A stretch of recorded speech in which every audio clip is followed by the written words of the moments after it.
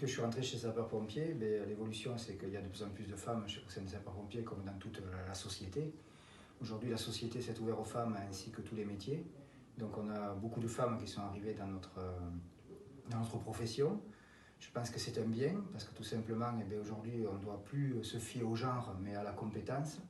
Et qu'à compétence égale, il n'y a aucune raison qu'une femme soit inférieure à un homme supérieur à une femme.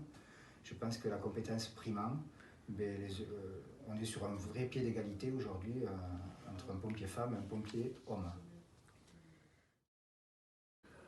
Donc au niveau syndical, nous, aujourd'hui, les femmes ont investi, comme elles ont investi la profession, elles ont aussi investi le syndicat.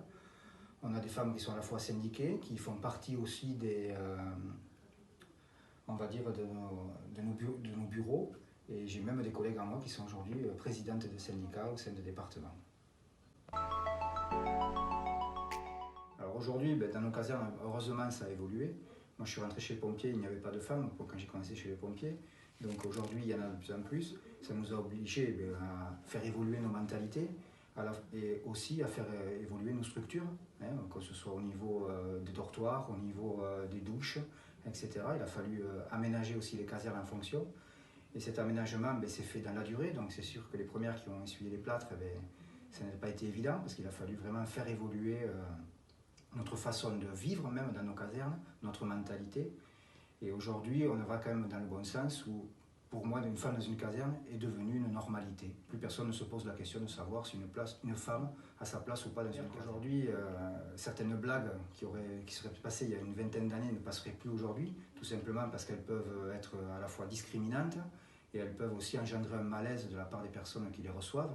Et ça nous oblige à plus d'attention et à faire beaucoup plus attention sur notre comportement, nous les hommes, notre façon de se comporter vis-à-vis des femmes dans nos casernes, parce que de fait de la promiscuité, le sport, les manœuvres, les repas ensemble, les nuits, il est clair qu'aujourd'hui il faut s'adapter à cette évolution et je pense qu'on est quand même sur une voie où tout le monde s'adapte et cela devient une normalité.